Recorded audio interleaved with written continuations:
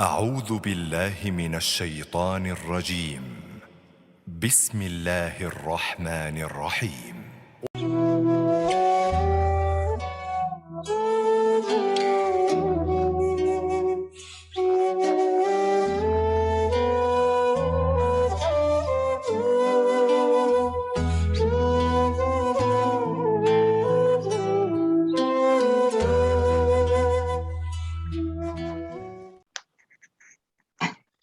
Bismillahirrahmanirrahim. Assalamualaikum warahmatullahi wabarakatuh. Waalaikumsalam warahmatullahi wabarakatuh. Alhamdulillahirabbil alamin.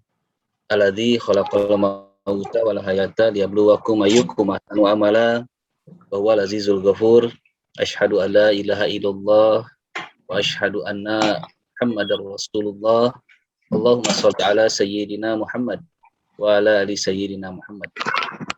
Alhamdulillah, puji serta syukur senantiasa kita panjatkan kepada Allah Subhanahu wa taala atas segala limpahan nikmat dan karunia yang sampai dengan saat ini terus tidak pernah berhenti diberikan kepada kita semua, terutama kenikmatan yang paling besar dalam hidup kita, yaitu kenikmatan iman dan kenikmatan Islam. Tidak lupa nikmat sehat, nikmat kesempatan, waktu, taufik dan hidayah yang diberikan kepada kita semua. Semoga Allah jadikan kita hamba-hambanya yang terus bersyukur. Dan juga kita berdoa semoga Allah terus memberikan kekuatan kepada kita untuk meningkatkan keimanan dan ketakwaan kita sampai akhir hayat kita semua. Amin ya rabbal alamin. Salawat dan salam semoga senantiasa dilimpahkan kepada junjungan kita semua, uswah tauladan kita semua, pimpinan kita, bagi kita yang mulia yang tercinta, Nabi besar Muhammad Sallallahu Alaihi Wasallam. Juga tidak lupa pada keluarganya, para sahabatnya, para tabiin, para ulama, guru-guru kita semua, dan sampai pada seluruh pengikutnya yang mudah-mudahan kita semua yang tergabung di dalam ruangan online ini di golongan Allah sebagai umat yang istiqomah, dan sampai pada seluruh umat yang akhir zaman. Amin ya rabbal alamin.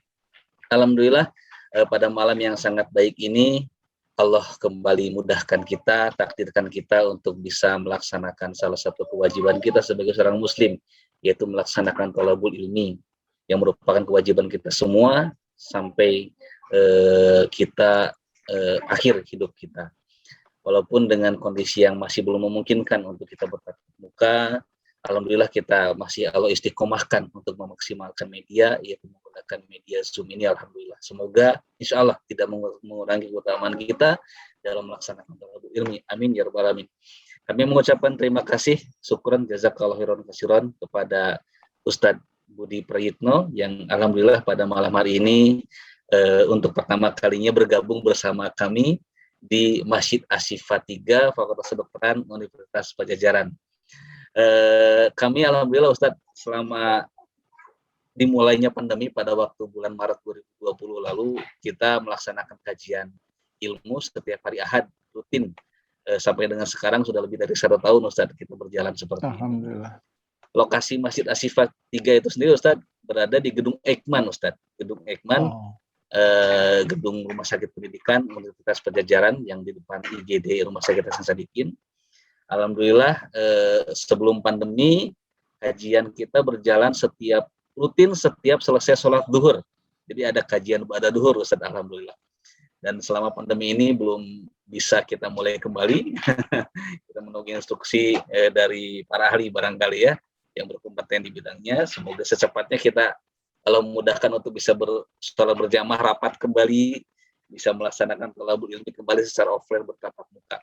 Namun sepertinya kegiatan seperti ini tidak boleh dihilangkan Ustaz ya. Insya Allah kita pun walaupun nanti sudah dibolehkan, sepertinya akan tetap berjalan secara online, ini tetap akan diagendakan. Karena alhamdulillah, kalau dulu yang merasakan kajian ilmu itu hanya di Gedung Eijkman saja, hanya karyawan Fakultas Kedokteran saja, hanya dosen FK saja, pimpinan FK saja. Alhamdulillah semenjak online ini seluruh Universitas Padjadjaran, seluruh fakultas alhamdulillah ada yang bisa banyak hadir bersama kami dalam kajian Asy-Syifa ini. Alhamdulillah, dan juga terima kasih kepada Bapak Profesor Dr. Oki Suarsa yang alhamdulillah beliau mengingatkan saya juga, Ustaz Budi Prayitno dihadirkan. Alhamdulillah saya mencari nomor kontak Ustaz sebetulnya Ustaz. Alhamdulillah Allah mudahkan saya mendapatkan nomor kontak Ustaz. Sehingga alhamdulillah Allah takdirkan kita bertemu pada malam yang sangat baik. Baik, kita buka kegiatan pada malam hari dengan bersama mengucap basmalah. Bismillahirrahmanirrahim. Terkait dengan tema yang akan dibahas pada malam hari ini, yaitu bab syukur. Bagaimana mensyukuri ketentuan atau takdir yang Allah berikan kepada kita semua. Tentu saja biasanya kalau takdir syukur itu identik dengan kebahagiaan, Ustaz ya. Identik dengan kebahagiaan. Dan syukur adalah perintah dari Allah Subhanahu wa taala tersirat dalam surat Ibrahim ayat yang ke-7. Nah, sementara kita sangat memahami, Ustaz, bahwa ketentuan Allah atau takdir itu tidak selamanya menyenangkan untuk kita, Ustaz ya. Sementara bagaimana kita mensyukuri, meyakini bahwa apa yang Allah takdirkan kepada kita itu tentu yang terbaik menurut Allah Subhanahu wa taala. Itu mungkin pembukaan dan yang akan kita kaji pada malam ini bersama guru kita Ustadz Budi Prayitno. Alhamdulillah, semoga setelah kajian ini kita menjadi hambanya yang hijrah dan bisa menjadi hamba yang ahli syukur, lebih ahli syukur, insya Allah. Itu saja barangkali kepada guru kita Ustadz Budi Prayitno, waktu dan medianya kami persilahkan. Ya Ustadz. Hatur nuhun Pak Adri. Bismillahirrahmanirrahim. Assalamualaikum warahmatullahi wabarakatuh. Saya bukan guru bagi yang hadir di sini. Banyak yang hadir di sini lebih tepat menjadi guru-guru saya. Saya berbagi beberapa sedikit pengetahuan yang saya tahu atau pengalaman saya alami, mudah-mudahan bisa jadi hikmah bersama-sama. Innal hamdalillah nahmaduhu wa nasta'inuhu wa nastaghfiruh wa na'udzubillahi min shururi anfusina wa min sayyiati a'malina may yahdihillahu fala mudhillalah wa may yudlilhu fala hadiyalah. Asyhadu an la ilaha illallah wa asyhadu anna Muhammadan abduhu wa rasuluh. Allahumma shalli ala Muhammad wa ala alihi wa sahbihi ajmain. Qala Allah Ta'ala fi kitabihil karim, a'udzubillahi minasyaitonir rajim. Kutiba alaikumul qital wa huwa kurhul lakum wa asa an takrahu shay'aw wa huwa khairul lakum wa asa an tuhibbu shay'aw wa huwa syarrul lakum wallahu ya'lamu wa antum la ta'lamun. Demikianlah firman Allah dalam surat Al-Baqarah ayat 216 yang seketika ketika Pak Adri membuka acara terbayang dalam benak saya tentang bagaimana bersyukur tentang takdir, sementara takdir itu tidak selalu sesuatu yang sesuai dengan yang diharapkan. Versi benang takdir, oh senang kita karena bobotoh ya. Tapi nanti takdirnya Persib kalah tidak senang ya. Pot-pot dijungkalitkeun. Nah, itu tidak sesuai gitu. Dalam surat yang lain Allah juga berfirman, surat Al-Qamar ayat ke-49. Inna kulla syai'in khalaqnahu biqadar. Sungguh kami menciptakan segala sesuatu itu menurut ukuran, sudah terukur. Tidak ada yang diciptakan dengan main-main. Kata Albert Einstein, Tuhan tidak bermain dadu. Jadi tidak dialungkan mana yang akan ditakdirkan, tapi by design. Bapak dan Ibu yang terhormat, izinkan saya bercerita sedikit. Ceritanya saya kutip dari bukunya Prof. Ruli, di mana buku itu diberikan kepada saya sebelum diterbitkan untuk diberikan kata pengantar. Saya sangat terhormat itu mendapat kesempatan membaca buku naskah buku Prof. Ruli. Bukunya judulnya Playing God, berperan sebagai Tuhan. Ada banyak cerita isinya, kisah-kisah yang sangat indah. Ada 2 kisah saja yang saya coba masukkan untuk menuju kita kepada rasa syukur atas takdir baik ataupun buruk. Ada seorang notaris dari Cianjur yang mendapat ujian gagal ginjal, harus cuci darah. Dulu tahun 70-80 tidak banyak alat cuci darah. Jadi dari Cianjur beliau harus ke Bandung. Hari itu jadwal beliau untuk cuci darah. Dan kata Dr. Lee di dalam bukunya, beliau adalah seorang penggemar duku. Ya. Tapi duku bagi penderita gagal ginjal itu haram hukumnya. Tapi beliau kan mau cuci darah, jadi sebelum berangkat, pas musim duku beli 2 kilo. Jadi sepanjang perjalanan Cianjur Bandung itu mengkonsumsi duku, buah-buahan yang sangat disukai. Dengan asumsi nanti sampai di Bandung juga kan cuci darah. Zat-zat yang tidak tepat bagi ginjalnya yang ada pada duku akan dibersihkan. Qadarullah di tengah perjalanan ada pohon yang sangat besar, dulu sekarang juga masih, pohon-pohon besar antara Cianjur Bandung itu masih banyak. Pohon besar itu tumbang, dan untuk terjadilah kemacetan yang sangat panjang. Mengatasi kemacetannya, mengatasi pohonnya cukup lama. Sedemikian rupa sehingga mengganggu pada perjalanan ibu tadi sampai ke tempat cuci darah. Sampai di tempat cuci darah di Hasan Sadikin, atau kalau tidak di Hasan Sadikin, di rumah sakit ginjal Habibie. Beliau sudah dalam keadaan lemas, pingsan bahkan, dan ternyata begitu ditolong dari mobil sudah wafat. Qadarullah, beliau menjemput hari terakhir dalam hidupnya menuju upaya untuk berobat, tapi Allah memberikan takdir yang lain. Ada juga cerita yang lain, seorang wanita yang sesudah mengurus suaminya bertahun-tahun, sakit suaminya itu, dia urus suaminya. Seringkali orang yang mengurus orang sakit itu lupa pada dirinya sendiri. Jadi tidak ingat bahwa dia juga harus menjaga diri. Ketika suaminya akhirnya wafat, karena tidak tertolong lagi, wanita ini baru merasa ada yang kurang nyaman pada dirinya.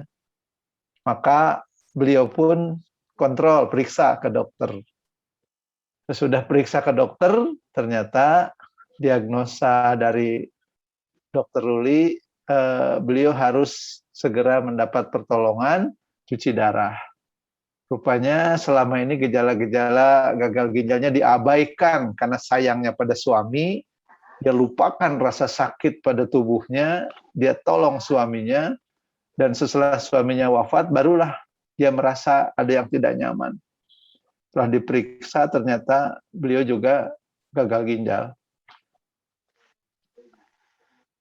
Sering sekali wanita ini tidak tepat waktu untuk cuci darah. Kenapa? Waktu itu belum ada BPJS ya, Dokter Satrio. Ini cerita belum ada BPJS. Jadi wanita ini seringkali terlambat cuci darah. Kadang sebulan sekali. Padahal harusnya sepekan 2 kali. Pernah juga datang dalam kondisi yang sangat berat. Ya. Para dokter sangat lebih paham dari saya kondisinya apa, sehingga ketika kondisinya itu sudah berat, tidak bisa langsung cuci darah, harus ada tindakan sebelumnya.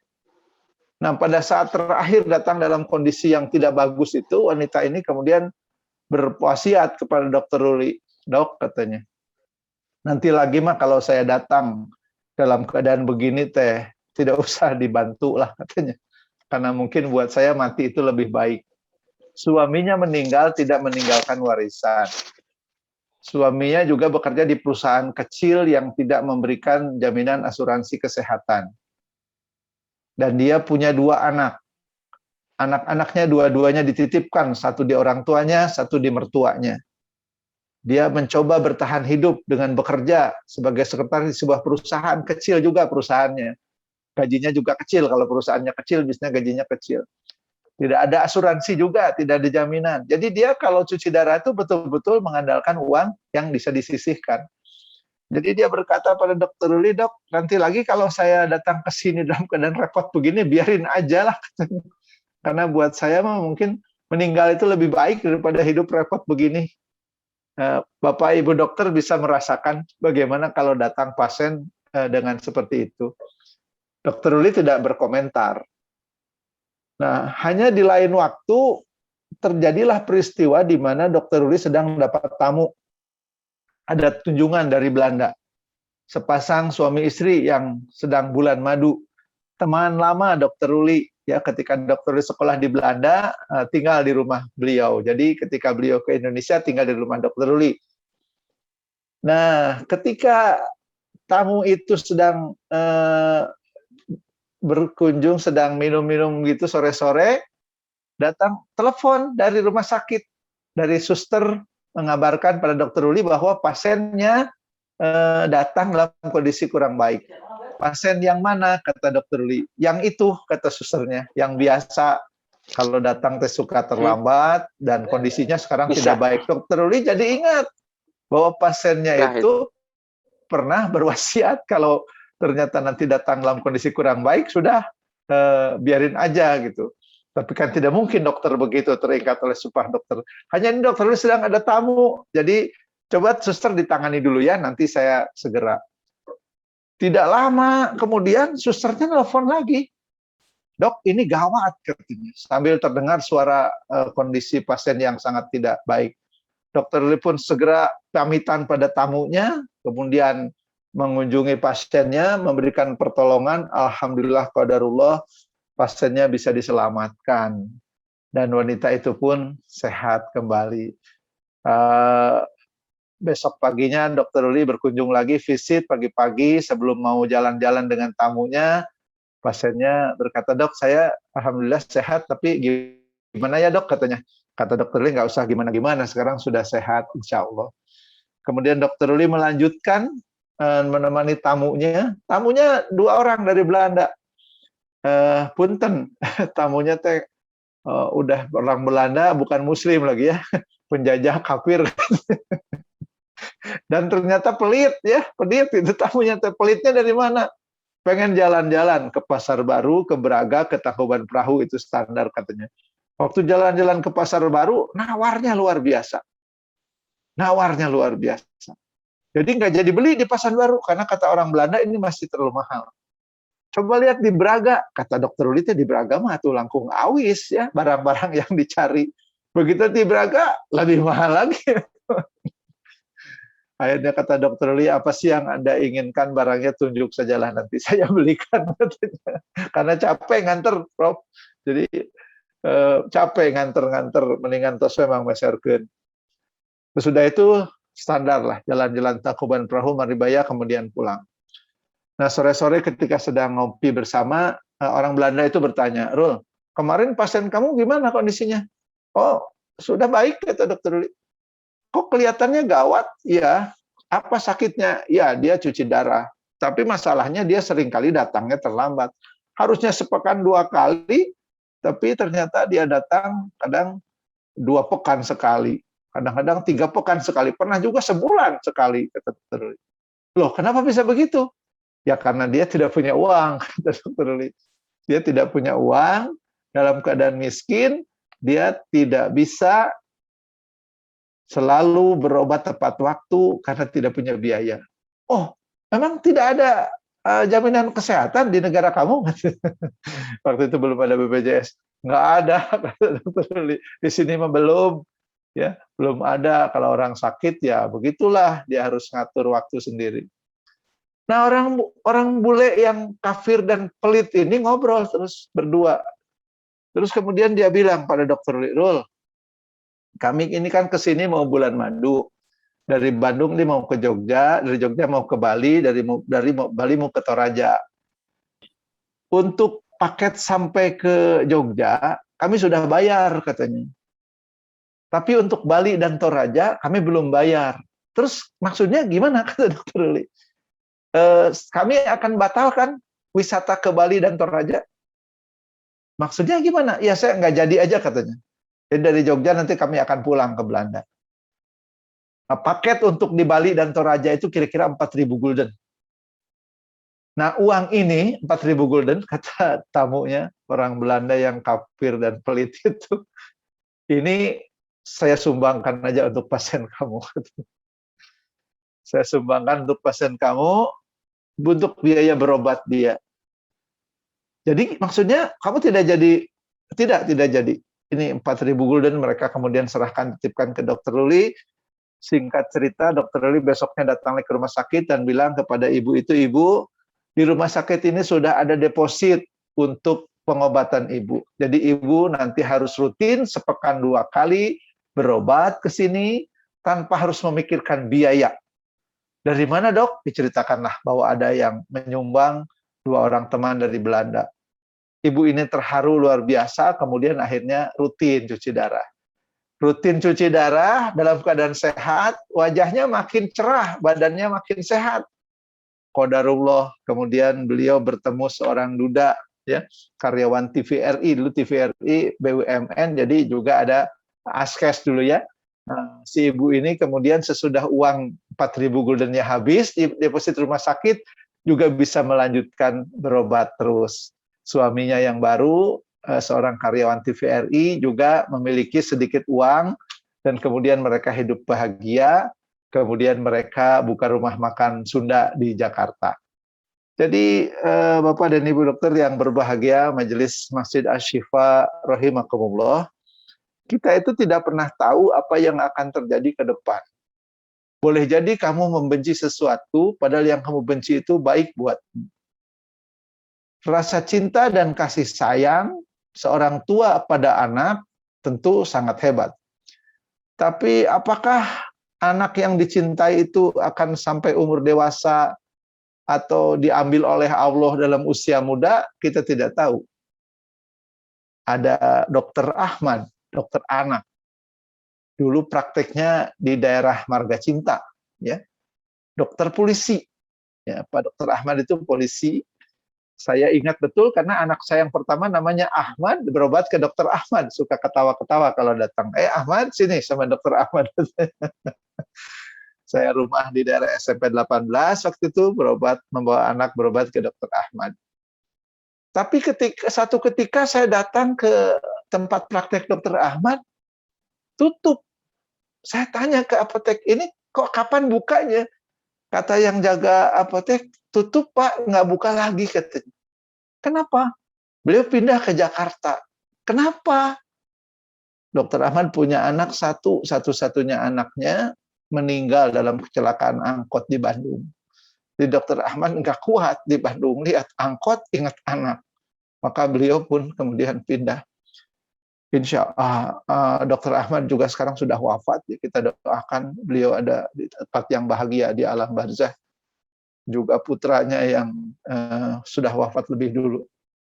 Bapak dan Ibu dokter Majelis Asy-Syifa rahimakumullah, apa yang sudah Allah tetapkan pada diri kita itu tidak bisa dirubah, dan ketetapan ciptaannya itu ditetapkan dalam sebuah hadis riwayat Muslim, disebutkan 50.000 tahun sebelum Allah menciptakan langit dan bumi, Allah sudah menetapkan ketetapan-ketetapan. Karenanya yang diperlukan oleh kita adalah kemampuan untuk menerima dengan tabah apa-apa yang oleh Allah sudah ditetapkan. Karena ilmu kita sangat sedikit. Manusia hidup di dunia ini kan tugasnya ibadah. Tugasnya menjadi rahmat bagi semesta alam. Tugasnya menjadi khalifatullah fil ardh. Tugas itulah yang membuat kita mampu mengapresiasi apapun takdir yang Allah tetapkan. Sedemikian hebatnya persiapan kita untuk mampu bersyukur kepada takdir buruk sekalipun. Ada wasiat dari Nabi kepada Abu Dzar Al-Ghifari, hendaklah perbanyak membaca wala haula wala quwata illa billah. Yang kita anggap buruk itu kan belum tentu buruk. Wanita tadi merasa buruk dengan takdirnya, bahwa dia merasa mati aja. Ternyata Allah punya cerita yang lain. Ibu notaris yang meninggal dalam perjalanan, apakah itu buruk? Allahu a'lam. Kalau seorang yang baik ibadahnya, baik muamalahnya, wafat dalam keadaan sakit, maka kata Nabi, insya Allah sakitnya menjadi penggugur dosa-dosanya. Dia kembali kepada Allah dalam keadaan bersih, dalam keadaan sudah dibersihkan. Memang kadang-kadang ujian itu sesuai, kalau boleh saya katakan ini dok punten, kadang-kadang ujian itu sesuai profesi gitu ya. Kalau dokter ya diujinya sekitar itu juga gitu. Ada dokter-dokter yang saya kenal dengan baik dan diuji oleh ujian yang luar biasa. Dokter Eki di Buah Batu. Dokter Eki itu dokter bedah, ya. Tapi putra beliau sakit dan memerlukan tindakan bedah, di mana dokter lain sudah hands up, dan dokter Eki segera ke Jakarta menolong putranya, wafat kalau tidak salah di atas meja operasi. Ya, seorang dokter bedah tidak bisa menolong anaknya. Ini sebuah kondisi di mana kita harus betul-betul bisa berkata, wala haula wala quwata illa billah. Nggak bisa apa-apa. Saya kenal baik dengan dokter Joko, dokter kandungan. Ini dokter-dokternya daerah Buah Batu, nih deket tinggal nih. Dokter Yudi belum diceritakan, dokter Yudi. Jauh di Aweligar. Dokter Joko itu kan juga orang dokter yang sangat banyak pasiennya. Kadang-kadang sampai jam 1 dini hari, ya. Menolong kelahiran ribuan orang, barangkali ribuan bayi ditolong oleh dokter Joko. Dan salah satu yang membuat para ibu tenang ditanganinya, kan dokter Jokonya tenang sekali. Menolong tuh bisa sambil nyanyi-nyanyi. Saya tahu kan 3 anak saya, 3-3 ditolong oleh beliau kelahirannya. Karena mertua saya kolega dokter Joko di Rumah Sakit Polisi Sartikasi. Jadi senyum-senyum, kadang sambil nyanyi, jadi tenang katanya, ya. Dan dokter Joko punya 2 orang anak. Anaknya yang laki-laki itu waktu itu ada di rumah. Sesudah makan, apa ke atas, begitu ke kamar di atas. Terus dipanggil-panggil asar, kok nggak ada, nggak nyaut. Begitu dilihat ke atas, sudah meninggal. Ada di tempat tidur, tapi meninggal. Jadi, kepada ibu yang terhormat, kalau kita tidak mampu menempatkan takdir itu sebagai satu ketentuan yang memang sudah Allah tetapkan, maka kita akan masuk kepada sesuatu yang disebut dengan kekecewaan yang mendalam. Atau dalam bahasa ilmiahnya bisa depresi, karena ketemu dengan sesuatu yang kita tidak suka. Dan takdir demi takdir yang tidak disukai itu bisa saja membuat seseorang menjadi hancur, bisa seseorang menjadi kehilangan iman. Tapi kita kan punya tokoh seperti Nabi Ayub alaihissalam. Ya, tokoh yang seringkali menjadi inspirasi bagi mereka yang sakit untuk bisa bertahan. Karena Nabi Ayub itu dalam keadaan sakit pun senantiasa menyebut-nyebut nama Allah. Ayub alaihissalam menyebut-nyebut nama Allah sambil mengambil belatung yang ada di tubuhnya. Subhanallah, walhamdulillah, wala ilaha illallah, wallahu akbar. Kemampuan bersyukur atas takdir adalah kondisi yang sangat baik yang membuat manusia akan bisa senantiasa berkata alhamdulillah ala kulli hal. Kenapa? Karena kita tidak pernah tahu apa hikmah di balik musibah. Dan kalau sudah mampu mengambil hikmah di balik musibah, manusia akan bisa tetap berada dalam kebahagiaan walaupun ada di dalam ujian. Kemampuan untuk bisa bersyukur kepada takdir, terutama takdir yang buruk, memang seringkali tidak bisa langsung, ya. Kalau dalam psikologi ada 5 tahap duka lara gitu, ya. Dari area 2 orang ahli yang kalau orang ketemu musibah, kehilangan, kesakitan yang hebat itu biasanya mulai dari marah, anger, sampai kemudian nanti menerima. Tapi dari marah sampai menerima itu dia melalui ada tahap depresi, ada tahap mulai tawar-menawar, baru kemudian menerima. Nah, yang barangkali sangat menarik adalah bagaimana para ulama atau ajaran Islam memberikan kepada kita langkah-langkah untuk bisa sampai pada kemampuan bersyukur atas takdir. Dalam sebuah buku kecil yang saya temukan di Kopontren Darut Tauhid, ada kumpulan tulisan dari Mama Khoer. Mama Khoer itu kakeknya Pak UU Rukmana, ya. Pak Wagub, Ruzanul Ulum, maaf. Kiai Haji Khoer Afandi dari Manon Jaya itu kakeknya Pak Wagub. Tulisan ceramah-ceramah beliau dibukukan dalam buku-buku kecil. Buku itu saya baca dan ada satu bab yang sangat luar biasa.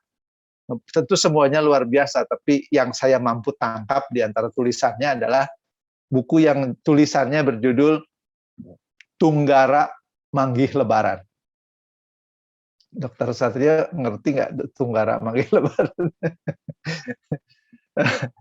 Kata Mama Khair, manusia itu dalam menyikapi takdir ada dua kelompok besar. Yang satu mukmin, yang satu kafir. Kalau yang kafir mah nggak usah dibahas. Dia mah memang tidak bisa, bukan bahasan kita. Tapi yang kita bahas adalah mukmin yang dalam tiga kelompok. Satu golid. Golid itu kasar, ya. Dia mukmin tapi hatinya kasar. Ya, jadi dia memang dia beriman kepada Allah, ada musibah tapi jauh dari bersyukur. Ya, dia mungkin masih marah-marah terhadap musibah yang dia tidak suka, terhadap takdir buruk yang dialami. Ada juga mukmin tapi gofil, lalai gitu. Dia nerima tapi dalam bahasa Sunda mah nerima mung can bisa nerimakeun. Apa tuh bahasa Indonesianya ya? Nerima mung can tiasa nerimakeun. Jadi barangkali dia sudah terima sakit ini takdir dari Allah, tapi dia masih apa ya, belum dapat hikmah. Kan kalau para dokter tahu ada orang yang sakitnya soleh gitu ya, gimana sakitnya Bapak Ibu? Alhamdulillah saya masih diberi kesempatan untuk bisa sholat walaupun sakit. Ada pasien yang begitu. Ada yang ditanya bagaimana Bapak Ibu, puguh dokter itu menit cager-cager kan gitu. Marah-marah seolah-olah masalahnya jadi dokter kan, itu cager-cager bertahun-tahun berobat ke dokter, wae dokter cager wae katanya, ya abdi itu cager-cager. Nah itu barangkali mukmin yang gofil, lalai ya, bodoh, dia lalai ya, kurang ilmu sehingga tidak bisa mengambil hikmah. Yang paling bagus itu mukmin dan arif. Ya. Mukmin yang arif atau kelompok arifin itu adalah kelompok yang senantiasa bisa tersenyum dalam musibah sekalipun. Dalam bahasa Sunda paribasana, lir ibarat tunggara manggih lebaran. Tunggara manggih lebaran itu adalah orang yang hidup sebatang kara, di dunia juga tidak punya saudara, miskin, tidak punya apa-apa, tapi kalau malam lebaran, dia tetap gembira. Ya. Orang miskin lebaran, tinggal pergi ke masjid, ikut takbiran. Allahu Akbar, Allahu Akbar, Allahu Akbar. La ilaha illallah, Allahu Akbar. Allahu Akbar, walillahil hamd. Besok Idul Fitri sholat id. Meskipun dalam kemiskinan, dia pakai sarung butut, sajadah butut, tapi dia bisa menangis ya, mentafakuri dosa-dosanya. Jadi inilah mukmin yang arif, yang mampu bersyukur, mampu mengucap syukur dalam musibah sekalipun. Kenapa? Karena orang-orang yang seperti ini senantiasa mampu mengartikan musibah seberat apapun, setidak menyenangkan sekalipun, itu adalah sesuatu ketentuan yang sudah diatur oleh Allah. Dan kita manusia tidak bisa mengelak. Contoh yang sering saya gunakan juga dari keluarga dokter ini. Contoh yang sering saya gunakan adalah Teh Dian Syarif, ya, putri Pak Rudi Syarif dan Dokter Umi Syarif. Ada orang yang merasa hidupnya sedang susah, kawan saya, anaknya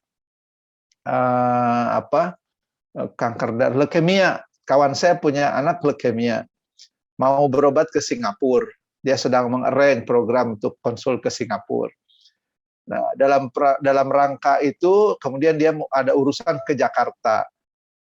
Naik kereta waktu itu. Ternyata satu kursi dengan Mas Eko, suaminya Dian. Kawan saya naik kereta itu dengan hati yang hancur ya, karena anak leukemia. Hancur hatinya melihat anaknya harus menjalani serangkaian pengobatan. Kemudian naik kereta, tempat duduknya di sebelahnya ada Eko. Ngobrol, gimana Mas Eko tentang Dian? Mas Eko cerita. Ketika semua cerita tentang Dian disampaikan, kata kawan saya yang anaknya leukemia, ternyata ujian saya dibandingkan Eko mah nggak ada apa-apanya, katanya. Dian Syarif itu kan sarjana farmasi, putri profesor farmakologi, tapi kehilangan penglihatan akibat efek samping obat. Teh Dian 10 tahun menikah, belum punya anak, rahimnya diangkat. Karena lupus menyerang sistem darah. Menghentikan perdarahan, dokter memutuskan rahimnya diangkat. Tidak bisa punya anak, bahkan dipasang selang dari otak, mengalirkan cairan otak ke rongga perut. Karena kalau tidak, cairan itu berubah jadi nanah. Bahkan pernah selangnya itu hilang, tidak terdeteksi seperti entah kemana. Badan aku sudah disayat-sayat pisau operasi, kata Dian. Aku sudah merasakan bedanya pisau operasi dokter di Jakarta, di Singapura, dan di Belanda. Beda katanya sakitnya tuh. Setiap aku berbaring di meja operasi, aku selalu berpikir, inilah mungkin akhir dari perjalanan hidupku. Karena satu ketika juga ketika di Singapura terjadi gempa. Dian sedang di rumah sakit terjadi gempa. Dia juga berpikir mungkinlah akhir dari perjalanan hidupku.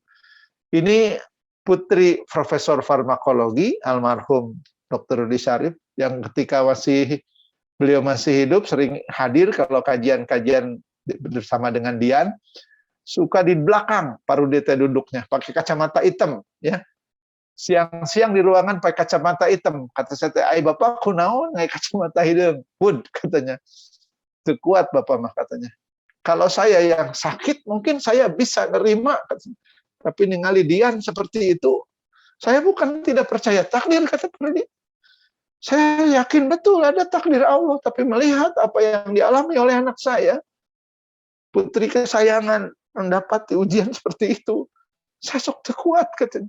"Saya suka tiba-tiba menangis sendiri melihat, makanya supaya menyembunyikan tangisan saya menggunakan kacamata hitam ini." Dian putri Profesor Rudi. Ibunya juga dokter, kita semua tahu, Dokter Umi. Tapi Dian sakit, dan sakit yang belum tahu obatnya apa. Kehilangan penglihatan, bahkan ketika saya umroh sekian tahun yang lalu, Dian SMS, "Mas Budi, gendang telinga aku pecah," katanya. "Jadi gimana tuh?" "Jadi aku teh buta tuli," katanya. Astagfirullahaladzim, ya Allah. Sudahlah sakit lupus, mata kehilangan penglihatan, gendang telinga pecah, rahim juga diangkat. Saya bertanya sama Teh Dian, "Dian, apa sih artinya semua ini bagi Dian? Sakit ini teh artinya apa? Kok bisa begitu tegar?" Ya Mas Eko yang jawab, "Ya sebetulnya sih nggak langsung tegar juga Mas Budi," katanya.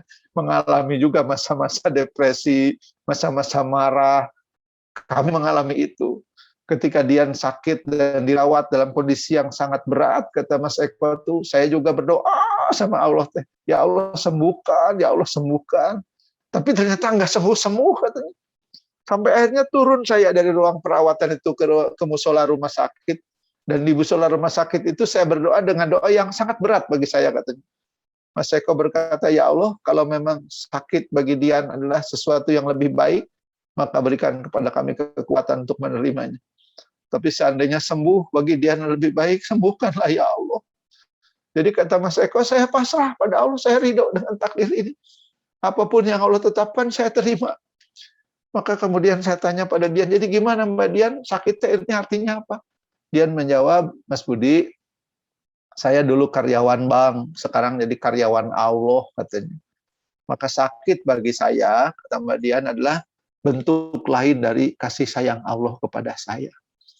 Dulu barangkali saya jarang tahajud, sekarang insya Allah, alhamdulillah, saya tidak pernah lepas.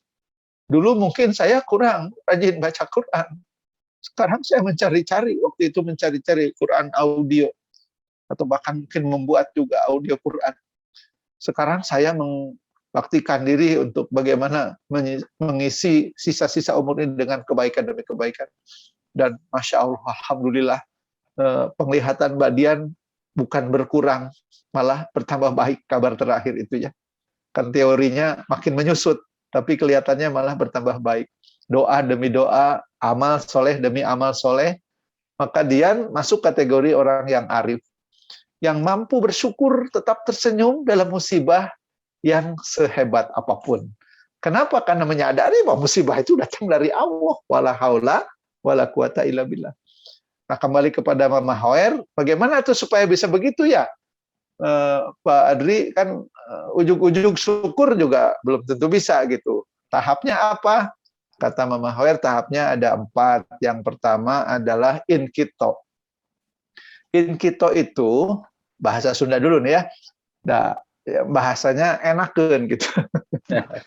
Inkito itu ngalepaskeun diri tina pamikiran rehna naon wae kajadian nu tumiba ka diri urang alatan makhluk. Sakit kunaon? Si Covid, kurang ajar si Covid katanya. Jadi sembuh nggak? Nggak juga. Covid-nya ada weh. Marah-marah. Kalau yang in kita mah nggak begitu. Kenapa ini sakit? Iya. Kenapa? Ya innalillahi wa inna ilaihi rajiun. Ketika saya terpapar COVID, orang bertanya, di mana kenanya Mas Budi? Ya suka duka. Virusnya nggak kelihatan, nggak berwarna gitu ya. Jadi orang-orang yang berusaha untuk jadi arif seperti Dian itu lewati proses satu inkito. Sudah melepaskan diri dari pemikiran bahwa yang menjadi penyebab ini makhluk. Enggak. Makhluk mah ukur jadi cukang lantaran. Hanya jadi penyebab saja. Kan banyak orang di dunia ini. Penduduk bumi kan kira-kira berapa sekarang? 7 miliar. Yang kena COVID berapa sih? Ya, berapa juta yang kena COVID gitu? Tidak 1 miliar, berarti masih banyak yang nggak kena daripada yang kena. Sementara sifatnya pandemi, mengglobal. Ya. Yang paling sedikit kena orang Afrika. Ya, kata orang Afrika itu mah penyakit orang kulit pucat katanya. Orang kulit hitam mah nggak kena. Ternyata bukan itu masalahnya. Afrika sangat siap menghadapi pandemi. Mereka sudah pernah kena Ebola, sudah pernah kena HIV, jadi mereka sangat siap. Ahli epidemiologinya sangat hebat, dan pemerintahnya mendengar saran para ahli, bukan saran dari yang lain, sehingga tindakan-tindakannya terukur. Dan masyarakat Afrika, kalau kata pemerintah, diam di rumah, diam semuanya. Mereka sudah tahu bahayanya. Jadi inkito satu itu, melepaskan diri dari pemikiran, bukan karena makhluk, bukan karena COVID, ya memang itu mah perantara. Tapi penyebabnya mah ya Allah mentakdirkan kita sakit. Yang kedua, tafwid. Tafwid itu melakukan introspeksi kepada diri sendiri tentang apa yang sudah terjadi. Dan ketika tafwid itu berucap innalillahi wa inna ilaihi rajiun.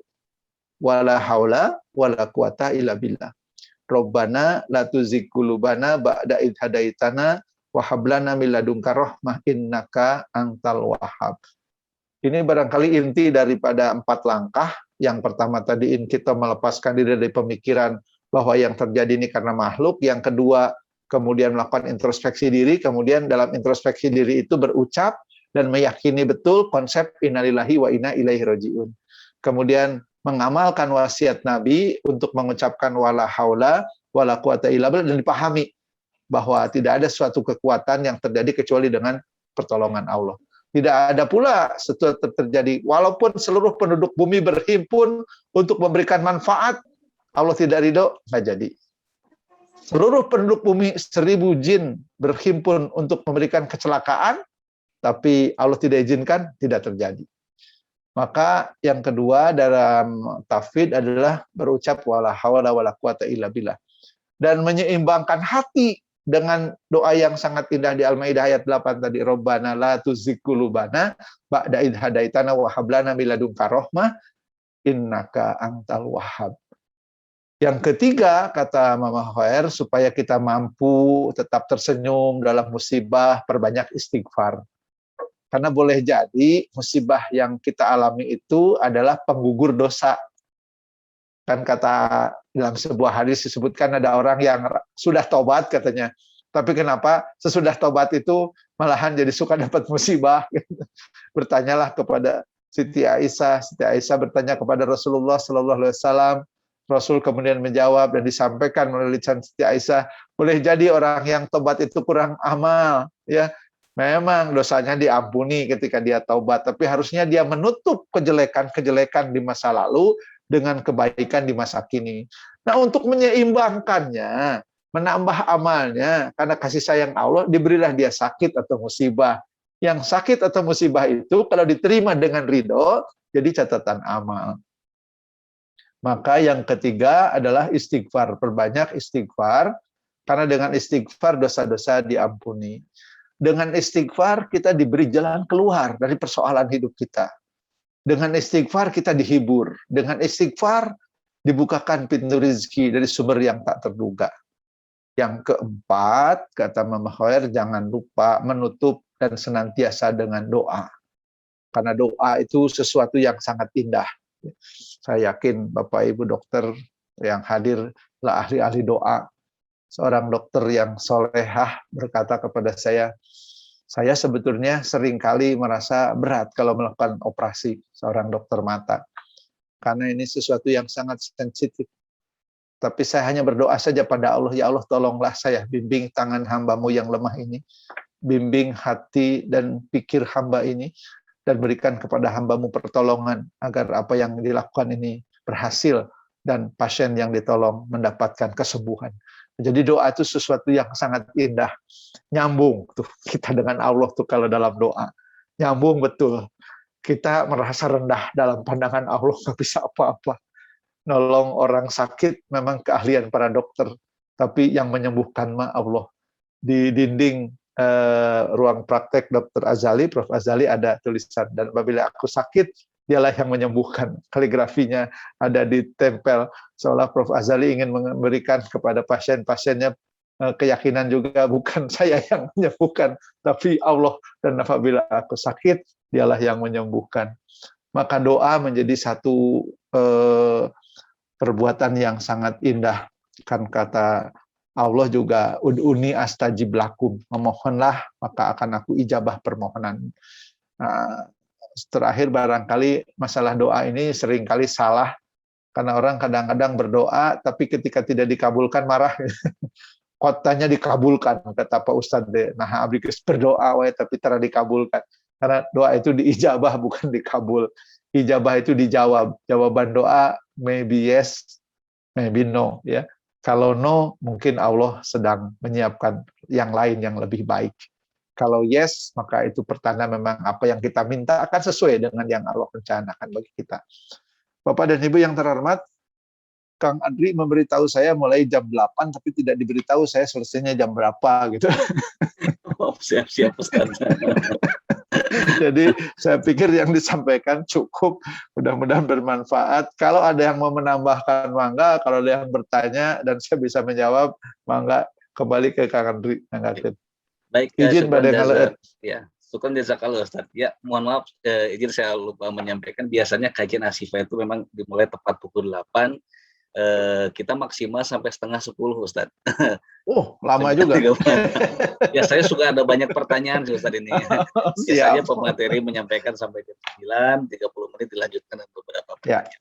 Ya. Syukran alhamdulillah dengan paparan yang disampaikan Ustaz, alhamdulillah ternyata aura bersyukurnya mulai timbul lebih kuat Ustaz ya, setelah kita mendengar kisah-kisah para hamba Allah yang ternyata ujiannya begitu berat namun bisa menghadapi dengan tulus, ikhlas, dan ada rasa syukur di dalamnya ternyata, dan dibukakan hikmah oleh Allah yang ternyata luar biasa dalam kehidupan seperti tadi, dari yang cuci darah sampai akhirnya sukses di Jakarta membuka rumah makan Sunda ya Ustadz ya, pasiennya Dr. Luli.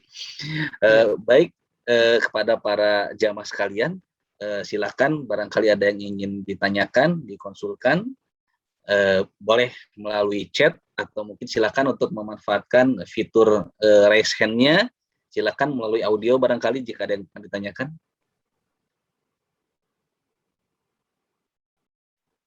Tadi telah disampaikan oleh Ustadz tahapan-tahapan hikmah yang telah disampaikan oleh Mama Hoir Afandi. Ada 4 poin tadi ya Ustadz ya. Yang pertama, sebagai tahapan kita untuk bisa bersyukur dalam ujian yang berat itu, yang pertama adalah melepaskan diri dari pemikiran makhluk, pemikiran bahwa itu datang dari makhluk. Dan yang kedua adalah introspeksi dan menyeimbangkan hati. Dan juga yang ketiga adalah memperbanyak istighfar dan taubat. Dan yang terakhir, terus istiqomah berdoa. Alhamdulillah Ustaz. Baik Ustaz, ada pertanyaan ini melalui kolom chat dari Dr. Ina Tristiani. Bismillah Ustadz, izin bertanya mengenai hadis doa dapat merubah takdir. Bagaimana implikasi doa yang seperti ini, sedangkan kita tidak mengetahui takdir sebelum takdir itu menimpa kita. Itu dulu mungkin Ustadz, pertanyaan pertama. Iya, baik dokter, terima kasih.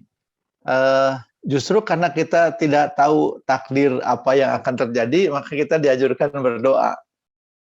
Ilustrasi saya, takdir itu karena kita manusia kan terbatas oleh ruang dan waktu ya. Manusia itu hidup dalam ruang dan waktu. Boleh jadi yang boleh jadi yang namanya takdir itu ditetapkan, misalnya ya seorang ditakdirkan akan tabrakan pukul 9 di perapatan Cihamplas. Karena tiba-tiba ada chat Dokter Bram jadi ingat Cihamplas deh. Ingat Hasan Sadikin. Jadi misalnya orang ditakdirkan tabrakan pukul 9 di perempatan Cihamplas. Keluar dari rumah. Dari rumah ke Cihamplas itu mungkin perlu waktu setengah jam. Begitu dia keluar dari rumah, dia berdoa, Allahumma antas salam, wa minkas salam, wa alaika ya'udus salam, wa hayyina robbana bisalam, wa adhirnal jannata, darussalam tabarak tarubana wa ta'alaita, ya zal jalali wal ikram. Sebelumnya dia sudah berdoa bismillahirrahmanirrahim, ala Allah wala hawla wala quwata illa billah. Bahkan sebelum berangkat dari rumah dia juga sudah bersedekah, karena sedekah dengan mudah bisa dilakukan. Mungkin membantu lembaga pendidikannya Dr. Isat gitu ya, nolong sedikit gitu ya, kirim karena rekeningnya juga sudah ada, atau kirim ke kas Asifa gitu. Jadi dia berupaya, sudah jadi habit bahwa dia pagi-pagi bersedekah, bahwa kemudian juga berdoa. Tapi begitu sampai halaman rumah, baru disadari handphonenya ketinggalan. Zaman sekarang handphone ketinggalan separuh dunia. Akhirnya balik lagi. Nah, dari kembali lagi itu sudah lewat setengah jam. Nyari handphone di mana lagi. Maka ketika dia sampai di jalan perempatan Cihamplas itu sudah 9.30. Udah lewat daripada kecelakaan. Nah, jadi bagaimana kita tahu? Ya karena tidak tahu itulah Dok, kita berdoa. Ya. Kenapa kita diajarkan doa keselamatan? Supaya Allah berubah takdir buruk jadi takdir baik. Tidak ada yang bisa mengubah takdir kecuali doa. Untuk takdir mana? Takdir yang belum terwujud. Makanya orang tua juga harus mendoakan anak terus. Ya Allah, jadikan anak saya anak yang soleh, berikan kehidupan yang baik, lebih baik dari kehidupan kami. Mudahkan urusan-urusannya, bahagiakan rumah tangganya. Karena kita tidak tahu takdir apa yang sudah ditetapkan bagi anak kita. Maka karena tidak tahu itulah kita kemudian berdoa. Apakah doa kita itu merubah takdir? Taunya bagaimana? Allahu alam, kita nggak tahu juga. Tapi itu sebuah mekanisme yang oleh Allah disajikan, dan Rasulullah SAW diajarkan, agar kita senantiasa ada dalam kebaikan. Dan kita terselamatkan dari musibah dan bencana. Virus ada di mana-mana, apalagi di rumah sakit. Tapi para dokter kan orang-orang yang pemberani, berangkat ke rumah sakit. WFH katanya, work from hospital, bukan work from home, work from hospital. Ya gimana tugasnya di sana? Ada virus bagaimana? Hasbunallah wa ni'mal wakil, ni'mal maula wa ni'man nasir. Wala hawla wala quwata illa billah. Ya berdoa, bukan sombong, tapi berdoa minta perlindungan dari Allah. Takdirnya sakit, tapi kata Allah ini sangat diperlukan. Kalau dia sakit, banyak yang akan harus menggantikannya terlalu banyak. Maka dilindungi oleh Allah, tidak jadi sakit, diganti dengan sehat. Jadi demikian, Kang Andri. Baik, alhamdulillah, syukran jazakallah Ustaz. Sepertinya pertanyaannya sudah terjawab ya, Dokter Ina, alhamdulillah. Pertanyaannya kedua dari Dokter Hendarsyah, Ustaz. Beliau menanyakan tentang batasan dari konsep Jabariyah dan Qadariyah ya Ustaz. Mana yang bisa kita terima? Sebelumnya hatur nuhun pisan Ustaz. Ini sebetulnya yang bertanya lebih tahu daripada yang ditanya ya. Saya sudah janji dengan Dokter Hendarsyah teh, kalau Dokter Hendarsyah bukan posting makanan, nggak akan saya komen gitu ya. Nah, ini pertanyaannya Qadariyah dan Jabariyah. Klik saja di Google akan keluar. Jabariyah adalah pemahaman yang mengatakan bahwa amal soleh bukan sebab masuknya kita ke surga dalam segala hal. Dan bahkan sebaliknya Qadariyah meyakini bahwa surga adalah bayaran dari amal kita secara mutlak. Ini kan perdebatan, pembahasan Qadariyah dan Jabariyah sudah melalui saat-saat yang sangat panjang. Apakah kita akan mengambil konsep bahwa kita masuk surga itu bukan karena amal, tapi karena takdirnya saja? Atau kalau Qadariyah ya memang karena kita beramal kita masuk surga. Saya kira di tengah-tengah dari itu semua. Karena ada hadis yang memberikan peringatan dengan membuat kita agak ketakutan gitu ya. Kata Nabi, hati-hati karena ada orang yang amal sudah dicatat sebagai ahli surga, walaupun seumur hidupnya beramal-amal ahli neraka, di ujung-ujungnya husnul khotimah gitu. Ada orang yang sudah umur 70 baru sholat gitu, padahal sebelumnya maksiat. Ya memang sudah katuliskan dia masuk surga gitu. Nah sementara ada orang yang ahli neraka, amalnya baik tapi di ujungnya suul khotimah. Nah ini sebenarnya hadis ini lebih kepada peringatan. Tidak kemudian kita mana yang mau diambil. Bahwa kata Jabariyah amal soleh bukan sebab masuk surga, ya betul dalam konteks karena amal kita dibandingkan nikmat kan nggak ada apa-apanya. Karena dalam hadis dalam Ibnu Katsir disebutkan di Yaumil Hisab nanti kita punya 3 buku, 3 kitab di hadapan Allah teh, kitab amal, kitab nikmat, kitab dosa. Begitu dibandingkan di audit antara amal dan nikmat kan nggak ada apa-apanya.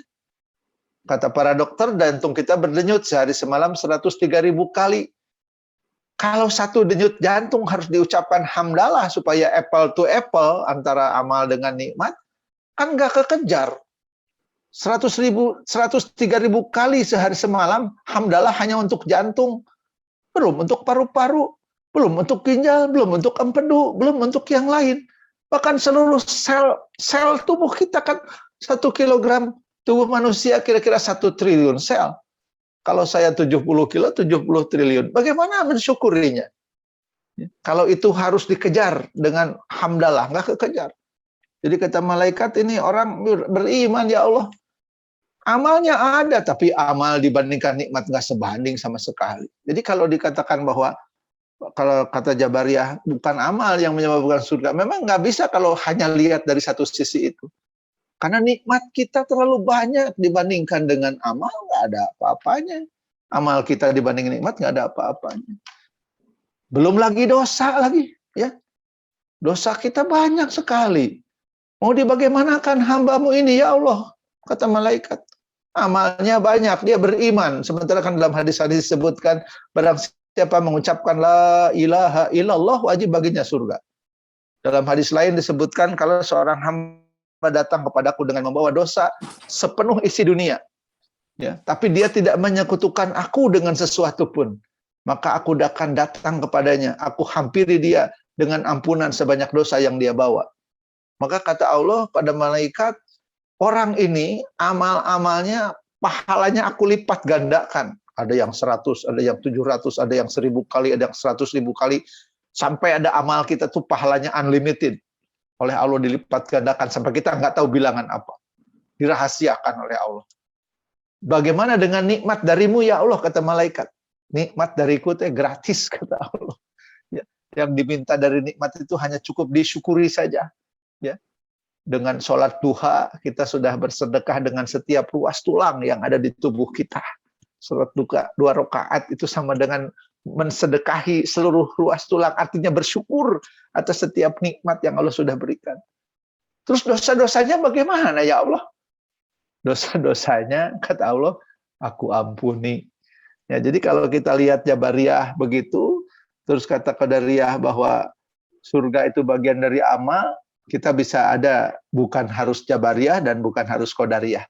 Sekali lagi Dr. Hendarsyah insya Allah lebih paham dari saya untuk menjelaskan lebih luas. Maka dok pilih badan nambihan. Baik, syukuran, alhamdulillah Ustaz. Pertanyaan ketiga Ustaz, alhamdulillah dari Dr. Heri Yuda.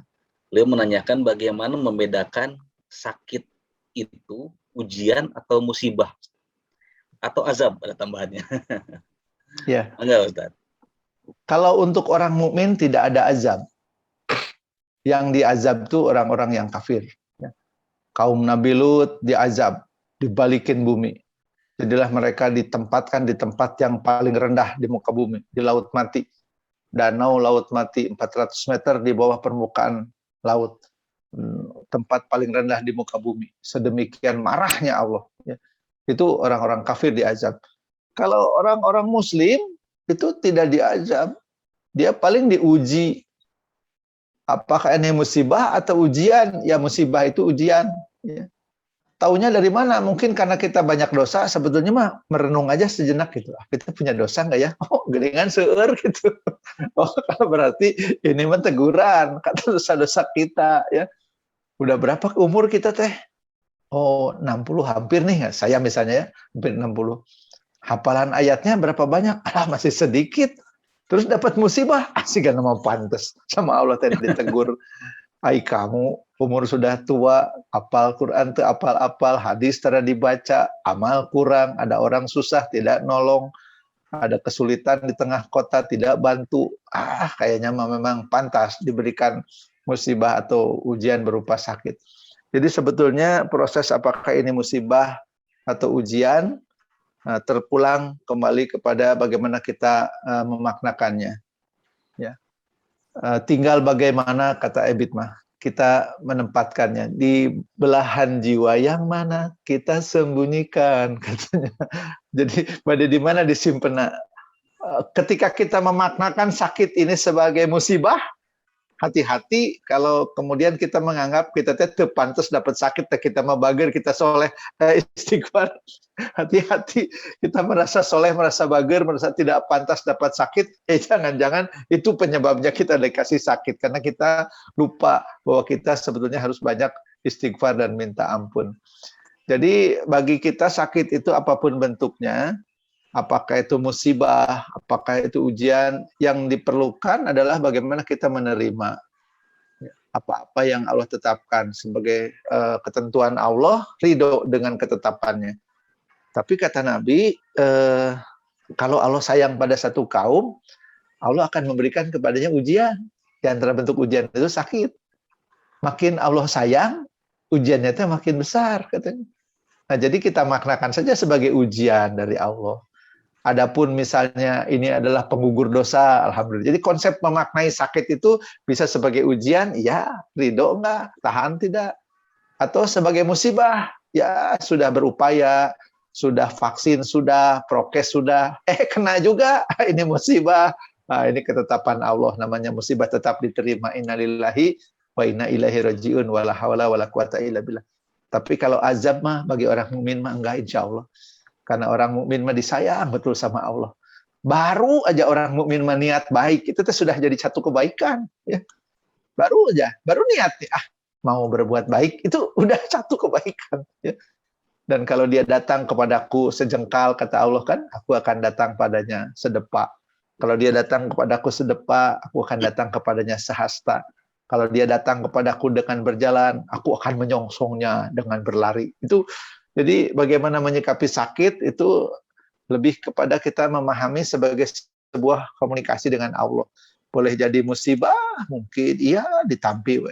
Oh ini mungkin penggugur dosa, alhamdulillah bahwa yang namanya sakit ini diberikan sebagai penggugur dosa. Dah saya sadar banyak dosa.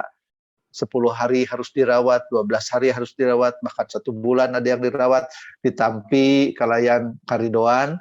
Kalau seorang hamba ridho pada takdir Allah, Allah juga ridho. Kalau sudah kita ridho, Allah ridho, parantos beres. Mangga Pak Adri selanjutnya. Ya, syukur alhamdulillah. Ini ada 3 pertanyaan lagi yang masuk ini, Ustaz. Mohon. sebelum saya bacakan pertanyaannya, mungkin agar lebih hangat nih, mungkin barangkali ada yang akan bertanya melalui audio, kami persilakan terlebih dahulu. Atau seperti yang Ustadz telah sampaikan, barangkali ada yang ingin menambahkan barangkali sebelum saya baca pertanyaannya. Ini semangat para guru semua, ini suhu semua. Alhamdulillah.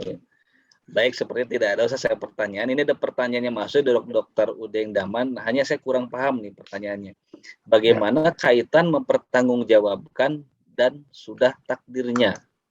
Misal sesuatu hal yang tidak baik. Atau silakan sudah open mic, apakah akan disampaikan barangkali, mangga dokter. Baik, terima kasih. Assalamualaikum warahmatullahi wabarakatuh. Waalaikumsalam warahmatullahi wabarakatuh, Dok. Terima kasih atas waktunya. Jadi saya ingin bertanya begini, yang dimaksud dengan yang tidak baik ini misalnya seseorang berbuat sesuatu jahat, kan itu sudah takdirnya. Nah, ada lagi akhirnya bertanya, ya karena sudah takdirnya kenapa harus dipertanggungjawabkan? Kenapa harus bertanggung jawab misalnya seperti itu. Kemudian kan Allah juga memberikan pilihan kepada kita. Silakan pilih yang baik atau yang buruk. Nah, antara diberikan pilihan, Allah memberikan pilihan mana yang harus diberikan, dan pada akhirnya takdir itu bagaimana kaitannya? Terima kasih. Wassalamualaikum warahmatullahi wabarakatuh. Waalaikumsalam warahmatullahi wabarakatuh. Pertanyaannya sederhana tapi jawabannya rumit. Manusia itu diberi ada 4 komponen dalam sisi dalam manusia. Jadi kalau dalam pembahasan Islamic Psychology itu ada manusia diberi akal, diberi kolbu, diberi ruh, diberi akal, diberi kolbu, diberi basiroh, diberi ruh. Ya, itu internal jiwa manusia. Ada akal. Akal itu berbasis otak yang secara knowledge and problem solving, itu akal dan pengetahuan. Kan sudah jelas kalau dengan akal yang jernih juga mana yang baik, mana yang buruk tuh kelihatan. Ya, orang tahu kok merokok itu tidak baik, ya. Itu akal sudah sepakat, ya. Orang sudah tahu kok minuman keras itu tidak baik gitu. Tapi kan kadang-kadang akal itu tidak bekerja, ya. Kadang-kadang akal itu tidak bekerja. Jangan terlalu jauh lah, waktu kita sesapedahan, goes gitu ya. Terus tiba-tiba terasa berat. Oh, dilihat banyak kempes. Kan dilihat, dipikir juga udah kempes. Kenapa dipencet kayaknya? Ya, cina kempes. Jadi memang kita punya akal, tapi kadang-kadang akal nggak bekerja sama dengan orang yang berbuat baik, dan dia mempersoalkan baik dan buruk, padahal sudah jelas, ya, sudah jelas mana yang baik, mana yang buruk, sudah jelas mana yang salah, mana yang benar, karena manusia punya akal. Kemudian juga ada kolbu. Kolbu itu tempat atau alat untuk memaknakan sesuatu. Di dalam kolbu ada nilai-nilai, ya. Ada iman, ada kafir gitu. Itu di dalam kolbu. Ada emosi-emosi di dalam kolbu. Dan dengan kolbu itu manusia akan memberikan sesuatu yang lebih dari sekedar akal. Jadi fasilitasnya sudah banyak, Dok, yang Allah kasihkan pada manusia. Untuk dia tidak lagi bingung kenapa harus memilih ini dan tidak. Atau kemudian malah melemparkan, nah ini kan sudah takdirnya dari Allah. Bahwa saya berbuat begini, takdir dari Allah. Tidak. Ada 2 jalan yang diberikan, mau pilih yang mana. Manusia ada free will, kebebasan. Nah, free will itulah yang membuat manusia jadi bertanggung jawab. Bahkan dalam agama kan la ikraha fiddin, tidak ada paksaan. Mau masuk Islam silahkan, kalau Allah berkehendak, Allah akan jadikan semua manusia sebagai orang yang beriman. Tapi karena Allah diberikan pilihan, mau jadi orang beriman, mangga. Mau jadi orang kafir, silahkan, nanti ada tanggung jawab. Nah, konsekuensi itu dalam konteks ini.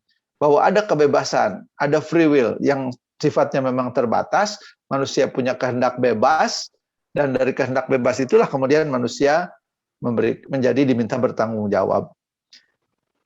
Apakah pilihan ini jadi takdir Allah, dan apakah takdir itu sesuatu yang mengikat manusia? Dalam konteks manusia punya free will, dalam konteks manusia memiliki akal, dalam konteks manusia diberikan kolbu, dalam konteks manusia punya basiroh. Basiroh itu bagian dari diri manusia, dari jiwa manusia yang selalu berkata benar. Nah, kita nggak bohong. Akal kita mah bisa nggak bohong. Tapi kata hati kita, nah tadi nggak bohong, nah, itu basiroh. Ya. Kita punya, Allah sudah kasih. Cuma apakah akal digunakan? Apakah kolbu juga selalu bersih? Atau kolbunya hitam, pekat, berisi dosa, kemudian jadi keras, bahkan mati? Ya. Apakah basyirohnya juga menyala karena sering digunakan dan sering didengar, atau basyirohnya juga hanya redup-redup saja? Nah, ini tergantung pada dinamikanya, itu kondisi hati manusia. Bagaimana akalnya digunakan, bagaimana kolbunya dibersihkan, bagaimana basyirohnya didengar. Dari situ kita akan bisa memahami kenapa ada orang yang jahat tetap jahat padahal dia tahu itu kejahatannya salah. Ya. Ada orang yang akhirnya sampai kemudian jadi berpolemik tentang bahwa ini kan sudah takdir, makanya saya begini juga takdir. Nggak bisa tidak, Allah memberikan pilihan bahwa kalau kamu berbuat baik maka inilah balasannya. Kinten-kinten seperti itu, mudah-mudahan tentu saja jawabannya tidak sempurna. Tapi ini Kang Yudi sudah ngacung ini. Ya. Tadi dipanggil. Silakan Pak Dekan, silakan Pak Dekan. Alhamdulillah. Masih. Assalamualaikum. Waalaikumsalam warahmatullahi wabarakatuh. Ketemu lagi dengan guru pembimbing saya ini zaman waktu haji ya Kang.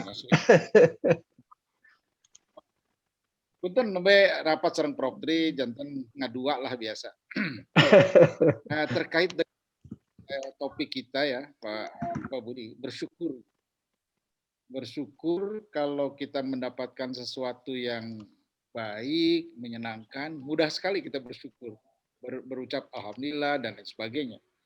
Tapi ketika kita mendapatkan suatu hal yang buruk atau musibah ataupun ujian dari Allah, sulit sekali untuk bersyukur itu. Padahal itu nikmatnya yang diberikan oleh Allah. Nah, untuk bagaimana cara latihan gitu ya. Terus terang saja, masih sulit gitu kita menerima hal-hal seperti itu bentuk sayang Allah pada kita gitu ya. Sebetulnya itu kan. Terus kemudian yang kedua, yang dikehendaki oleh Allah bentuk atau manifestasi bersyukur kita itu seperti apalah gitu ya, Pak Ustadz, Pak Budi. Ya. Itu saja mungkin, makasih atas pencerahannya malam ini. Mudah-mudahan terbosan. Siap. Amin. Baik. Siap, Pak Dekan, Bangga. Ya, latihannya antara lain tadi Kang Yudi bongan ngadua tadi sarang Prof Tri lah. Tadi ada pembahasan yang 4 langkah dari Mama Hoer tentang inkito, tentang tafwid, tentang istighfar, tentang doa. Jadi langkah-langkah itu akan membantu kita untuk mampu bisa tersenyum dalam kesulitan sekalipun, bahkan jadinya bersyukur. Lir ibarat tunggara manggih lebaran teh. Ya langkahnya tadi inkito, melepaskan diri dari pemikiran bahwa ini gara-gara makhluk. Ditipu, kurang ajar setan nipu. Dia nipu teh diizinkan sama Allah. Nah kalau tidak diizinkan muamal tiasa, pasti kita dilindungi. Kunaon atuh buat Allah teh diizinkan? Ya dipikirkan lagi saja. Kenapa bisa terjadi? Mungkin dianya pinter, kitanya bodoh gitu, atau kitanya lalai gitu ya. Jadi inkito ngalepas ke diri tina pamikiran rehna kejadian nutupi maka diri orang teh alatan makhluk. Bukan, ini sudah takdir nih kejadian ya. Ditipu, diganjel, dikhianati, ya itu inkito. Yang kedua tafwid, introspeksi diri. Kunaon dia kejadian teh? Kenapa musibah ini datang? Oh, mungkin kita kurang amal. Ya mungkin saja kurang amal karena amal kita dibanding nikmat kan tidak pernah sebanding. Nikmat Allah begitu banyak, aya amal kita mung sakitu-kituna. Kata Allah sok tambahan. Bukankah kalau dalam musibah itu ibadah jadi lebih nikmat ya? Kita tafakur sajalah kalau kita sedang banyak masalah, sholat meni khusyuk gitu, sujud ge meni lami ya. Tidak usah dibangunkan sama alarm juga jam 3 tetes gugah ada seueur pikiran. Tahajud jadi nikmat gitu. Yaitu tafwid, ya introspeksi diri. Berucap innalillahi wa inna ilaihi rajiun wala haula wala quwata illa billahil alil azim. Kemudian perbanyak istighfar, membantu agar kita bertransformasi dari kecewa kepada bisa bersyukur, salah satunya dengan istighfar. Karena kekecewaan kita kan juga jadi dosa lagi ya. Tidak iman pada takdir, kita kecewa, kita marah, dipupus dengan istighfar. Astagfirullahaladzim, astagfirullahaladzim, astagfirullahaladzim, allazi la ilaha illahu wal hayyul qayyum wa atubu ilaihi. Makin banyak istighfarnya, dosanya makin berguguran. Hati yang asalnya kesat, yang asalnya kesel, dengan istighfar nyingrai sedikit-sedikit, lapang lah gitu. Sudah hampir sampai. Masuklah kepada yang keempat, yaitu doa.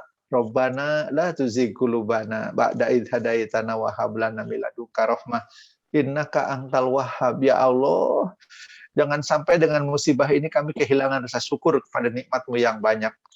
Kan kadang-kadang musibahnya mah satu, tapi nikmatnya berjuta-juta tidak dirasakan. Jadi itu 4 langkah. Untuk Kang Yudi, untuk Pak Dekan ditambah lagi dengan nasihat dari para sufi yang kemudian jadi lagu teh geningan Kang. Tombo ati iku limo perkorone. Yang pertama baca Quran dan maknanya. Yang kedua, sholat malam dirikanlah.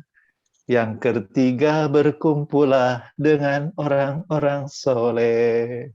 Yang keempat, perbanyaklah berpuasa. Yang kelima, zikir malam perpanjanglah. Itu tombol hati. Jadi itu langkah-langkah yang makanya kenapa psikologi Islam itu rada kurang berkembang, karena rumus-rumus dari para ulama teh jadi solusi gitu. Tidak usah riut geningan dengan zikir dan istighfar. Persoalan teh kan orang kalau hatinya tenang dia sudah ridho, solusi kelihatan. Tapi kalau hatinya nggak nerima, dia resah, tertutup itu jalan keluar. Ya. Bahkan pertolongan orang pun dia tidak terima, karena masih nggak terima. Ya. Ada yang mengelurkan tangan juga. Ya. Dan mungkin orangnya pedit, ya, dia kejebur nih. Ada yang nolong datang, berikan tanganmu, nggak dikasih. Dasar pelit ya, disuruh memberikan tangan mah nggak mau. Tapi yang datang kedua lebih pinter, ambil tangan saya, barulah tangannya diambil. Dengan istighfar, dengan baca Quran. Jadi indirectly, tidak langsung, tindakan itu membuat kita jadi bersyukur, bisa jadi ini. Tentu 5 tahap duka lara yang dari Kabler dan Ross itu secara manusiawinya terjadi. Dari mulai marah sampai kepada nerima, ada proses. Cuma ada yang prosesnya sehari, ada yang prosesnya seketika, ada yang seketika. Ya. Putrinya Agim dan menantunya pulang dari Yaman, kan anaknya meninggal kan, baru berapa hari umurnya. Anak perempuan Ica masih kecil gitu ditanya, kumaha Ca eta geuningan budak teh ngantunkeun. Tos qadar ti Allah katanya, qadarullah tos waktos ngantunkeun. Itu anak bisa ngomong begitu gitu. Perempuan lain mungkin meraung-raung ya. Bayi yang masih baru beberapa hari dilahirkan itu meninggal. Lagi lucu-lucunya, jangan diharapkan. Tapi ada yang bisa berkata, qadarullah innalillahi wa inna ilaihi rajiun gitu. Ada orang yang kakinya harus dipotong. Dulu Tuan Hasan ya, Pak Hasan itu kakinya dipotong. Orang nanya aja, "Duh, tong naroskeun wae cenah ieu memang tos kitu kedahna ti dituna cenah." Kita bicara yang lain aja. Jadi memang berbeda nanti pada tiap orang, ada yang langsung dia bisa. Ada yang memang perlu waktu berhari-hari. Satu berbeda pada orangnya, yang kedua berbeda pada kasusnya, ya. Kehilangan uang 10.000 dengan 10 miliar kan beda tuh Kang. Kehilangan 10.000 mah akan lain rezekina, 10.000 mah lain rezekina. Tapi kalau kehilangan 10 miliar kehilangan itu harus dicari, dikejar bagaimana caranya ngeunah wae. Nah, jadi kondisinya berbeda pada orangnya, pada kasusnya, jadi sangat dinamis. Tapi dengan inkito, tafwid, istighfar dan doa serta rumus-rumus tombol hati tadi, insya Allah kita bisa berusaha untuk sampai pada kondisi walaupun dalam musibah kita bisa tetap tersenyum. Bahasanya Mama Hoermat tadi, lir ibarat tunggara manggih lebaran. Jalminu miskin tegaduh sasaha, tapi malam lebaran mah takbiran we bari seserian, kamu di lembur mah bari ngadula gitu. Begitu Pak Dekan, hatur nuhun. Mohon, Pak Budi. Baik. Alhamdulillah, terima kasih Pak Dekan dan Ustadz. Yang selanjutnya mungkin untuk sebelum kita tutup dengan berdoa, saya akan membacakan satu sebagai pertanyaan pamungkas ya dari Dr. Siswo Budi, Ustadz. Pertanyaannya cukup baik sekali ini. Ustadz punten, ada pelaku bisnis yang menyatakan bahwa bersyukur itu kurang tepat di dunia bisnis. Karena hal ini membuat orang cepat puas dan tidak membuat orang bekerja maksimal. Bagaimana meluruskan pemikiran seperti ini, Ustadz? Dr. Siswo ini balad saya di Masjid Salman ya. Praktek di Kimia Farma Buah Batu apalah. Rumahnya di Cimahi. Dalam bisnis bersyukur itu tidak tepat kata siapa? Bersyukur itu bukan berarti berhenti bekerja. Alhamdulillah omsetnya sudah terjual 1.000. Terus abdi bade bobo. Bukan. Bersyukur tidak perlu dibenturkan dengan spirit untuk mendapat yang lebih baik. Karena justru dengan bersyukur itu, kemudian terbukalah begitu banyak kebaikan yang bisa dilihat. La ing syakartum la azidannakum wa la ing kafartum inna azabi lasyadid. Jadi syukur itu ekspresi berterima kasih kepada Allah atas apa yang ada. Ini tidak harus mengubur ambisi. untuk mendapat yang lebih baik. Saya kira bukan hanya dalam bisnis, tapi dalam dunia pendidikan. Udahlah S1 bersyukur we, S1 batur mante, S1 acan. Tong hayang S2, S3 tiis lo bating S6 macam gitu ya. Dalam bisnis juga begitu. Kalau udah syukur aja, ya udah dapat segini juga syukur. Jadi bersyukur itu kondisi jiwa yang lapang, yang bisa merasakan kasih sayang Allah, bukan untuk mengubur ambisi. Kan kata Nabi juga, siapa yang hari ini sama dengan hari kemarin, itu rugi. Nah, orang bisnis harus memadukan rasa syukur itu dengan konsep bahwa hari ini harus lebih baik dari hari kemarin. Termasuk di dalam pencapaian bisnis. Yang kedua, orang bisnis ketika bersyukur, dia juga berpikir, karyawan saya hari ini 1.000 orang. Karyawan orang lain yang bukan Islam 15.000. Wah, itu tantangan. Jadi ada benchmark gitu. Bukan tidak bersyukur benchmark dengan orang lain yang lebih maju. Sekarang kita hanya bisa bikin APD, kata oke dijatah sama Korea misalnya ya. Karena bahan nanti itu dijahit di dia, kudu dicanak dekat itu, orang mah nyungkeun, ulah cenah di dia, ulah cenah keur peryogi. Di Korea tehnya ada peryogi. Nah, berarti kita harus punya dari hulu sampai ke hilir. Bagaimana membuat bahan-bahan baku yang ada di sini diubah jadi kain yang untuk APD. Jadi kita tidak tergantung oleh Korea, ecer, dijatah. Di sini memang dibikin 1 juta piece, tapi cek Korea teh kadiekeun 700.000 jeung Indonesia mah 300.000. Ini benchmark, semangat, tantangan. Jadi syukur bagi siapapun, termasuk bagi para pebisnis, bukan berarti memupus ambisi, menghentikan keinginan untuk mendapat yang lebih baik. Cuma bedanya nanti, kalau pebisnis yang bersyukur dalam sukses, dia bukan untuk nambah harta, bukan, tapi nambah keberkahan. Bagaimana supaya ada satu perusahaan yang mentargetkan zakat itu, waktu itu targetnya zakat 2,5 miliar. Waktu itu, waktu ketemu, beliau berkata, zakat perusahaan kami baru 800 juta, katanya, Pak Ustadz doakan supaya zakat perusahaan kami sampai ke 2,5 miliar. Jadi targetnya target zakat.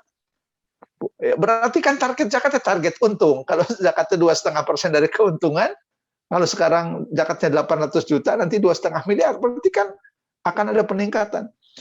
Bersyukur itu bukan membuat orang menjadi malas. Bersyukur itu membuat orang jadi bahagia. Dan di dalam bahagia, masuklah lagi konsep bagaimana besok lebih baik dari hari ini. Bagaimana kita sebagai pebisnis bisa menjadi solusi bagi orang-orang yang memerlukan lapangan pekerjaan. Di antara pahlawan sekarang adalah para pebisnis yang tetap membuka usaha sampai berdarah-darah sekalipun dia berusaha untuk menjalankan usahanya dan orang-orang bekerja dengannya. Dan dia ikhlas, ridho. Ya Allah, selama ini kami sudah mendapat begitu banyak limpahan rezeki darimu. Maka kalau sekarang kami harus menjual aset untuk memberikan gaji pada karyawan kami ridho. Asal engkau ridho, kami ridho. Jadi begitu Dr. Siswo, mudah-mudahan tetap semangat untuk berbisnis dan tetap bersyukur. Baik. Alhamdulillah, syukran jazakallahu khairan bisa malam ini 1,5 jam kita telah memberikan inspirasi luar biasa dari Ustaz. Semoga menjadi peningkatan pemahaman untuk kita semua dan Allah mudahkan kita untuk dapat mengamalkan inspirasi dan ilmu yang kita dapat pada malam hari ini. Baik Ustaz, sebelum ditutup mohon perkenannya Ustaz untuk memimpin kami semua berdoa. Pada malam ini alhamdulillah ada 140 jamaah yang hadir di ruang online ini. Seperti kita ketahui pandemi saat ini masih belum berakhir. Dan seperti tadi Ustaz sampaikan, kita harus terus berdoa, semoga takdir yang baik akan senantiasa menghampiri kita semua. Dan juga pada malam hari ini kita juga bersyukur, Ustaz, alhamdulillah, pada hari kemarin Universitas Pajajaran dan juga Fakultas Kedokteran telah berusia 64 tahun, Ustaz. Ya, mohon perkenan untuk mohon doanya, selain Allah juga memberikan pertolongan atas musibah yang saat ini belum berakhir, juga Allah jadikan semoga institusi kita semua semakin berkah Allah Subhanahu wa taala dan semakin maju dan semakin bermanfaat, berdampak bagi masyarakat dan dunia. Itu Ustaz, sebelum tutup kami persilakan Ustaz. Baiklah Bapak Ibu sekalian yang terhormat, mari kita sejenak bermunajat memohon kepada Allah dengan seluruh kerendahan diri kita di hadapan kemahakuasaan dan keagungannya. A'udzubillahi minasyaitonirrajim. Bismillahirrahmanirrahim. Alhamdulillahirabbil alamin. Hamda yuafi ni'amahu wa yukafi mazidah. Ya Rabbana lakal hamdu kama yanbaghi li jalali wajhikal karim wa 'azimi sultanik. Allahumma sholli ala Muhammad wa ala alihi wa sahbihi ajmain. Allahumma ya Rabbana zalamna anfusana wa illam taghfir lana wa tarhamna lanakunanna minal khasirin. Ya Allah, ya Rabbana, ya Rahman, ya Rahim. Kami sadar diri kami adalah hamba-hambamu yang hina penuh dosa. Kami sadar, ya Allah, begitu sedikit amal kami dibandingkan dengan nikmat yang telah Engkau berikan kepada kami.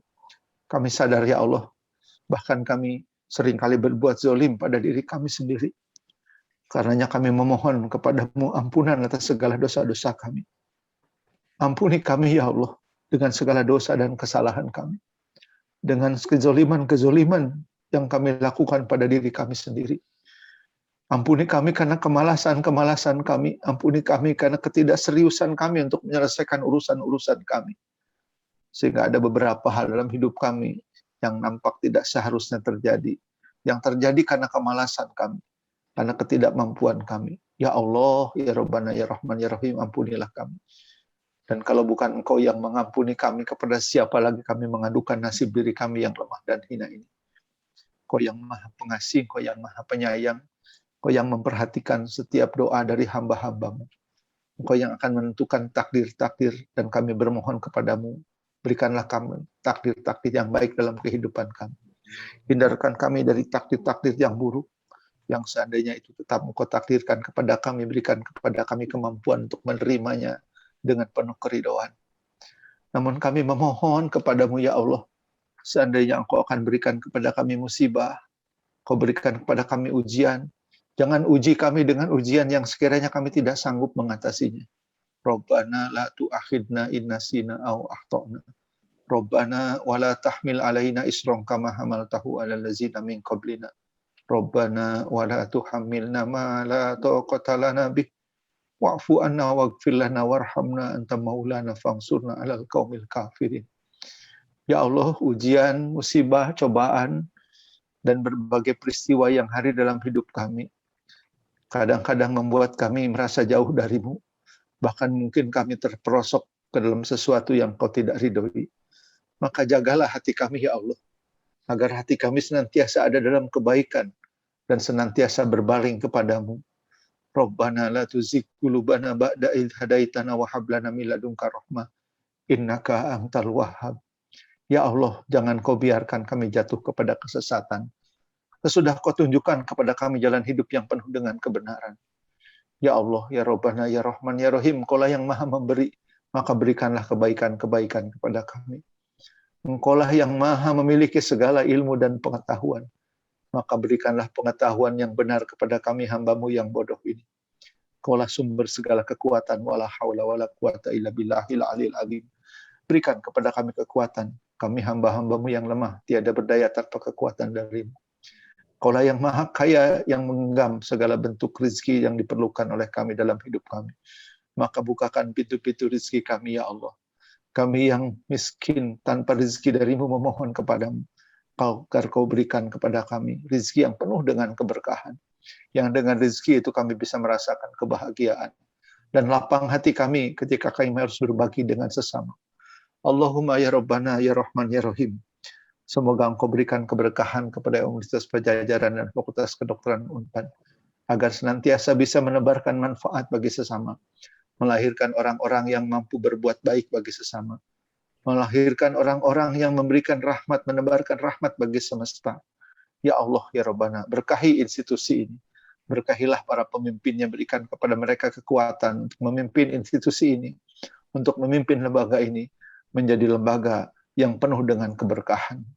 Mendunia dengan karya-karyanya, namun juga terkenal di akhirat karena keberkahan dan keikhlasan orang-orang yang bekerja di dalamnya.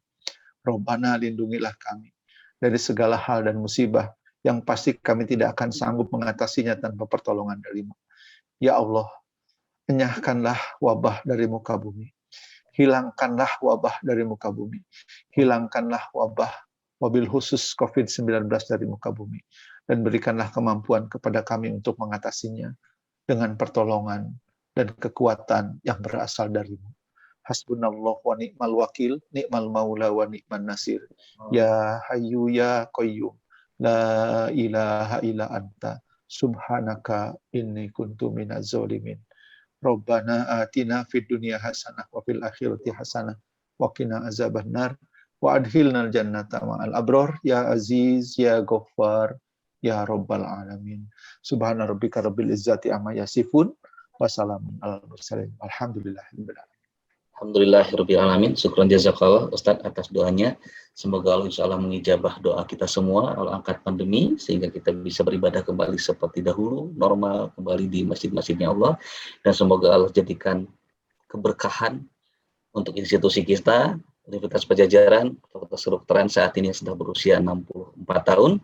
Semoga semakin memberikan keberkahan dan menebar manfaat untuk kita semua, masyarakat dan dunia. Amin ya rabbal alamin.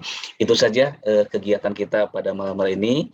Kami ucapkan sekali lagi terima kasih kepada Ustadz Budi Prayitno dan juga hatur nuhun Pak Dekan Dr. Budi jazakallahu khairan, dan juga pada para dosen, para guru besar yang hadir pada malam ini. Syukran jazakumullah khairan katsiran. Semoga malam ini jadi malam meningkatnya ilmu kita dan menjadi wasilah meningkatnya pula keimanan kepada kita semua, dan Allah mudahkan kita untuk bisa mengamalkan apa yang kita dapat pada malam hari ini, dan terutama kita menjadi hamba-hamba yang mampu untuk lebih bersyukur kepada Allah Subhanahu wa taala. Kita tutup kegiatan pada malam hari ini dengan doa kifaratul majelis. Subhanakallahumma wa bihamdika asyhadu an la ilaha illa anta astaghfiruka wa atubu ilaik. Alhamdulillahirabbil alamin. Billahi taufiq wal hidayah. Wassalamualaikum warahmatullahi wabarakatuh. Waalaikumsalam warahmatullahi wabarakatuh. Hatur nuhun, Kang Yudi, Dr. Rizat, ada Pak Dr. Rudi, Sadayana, mohon belejeng. Kang Rudi. Mohon bisa Ustaz. Sami, Assalamualaikum. Hatur nuhun Pak Ustad. Mohon dokter. Nuhun Pak Ustad. Sami dokter. Mohon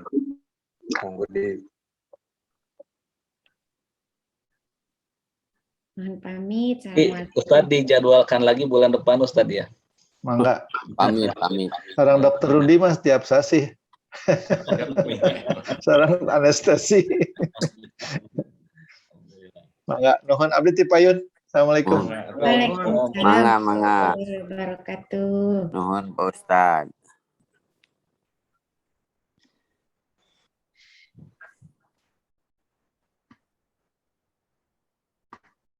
Izin pamit. Mangga dokter, hatur nuhun.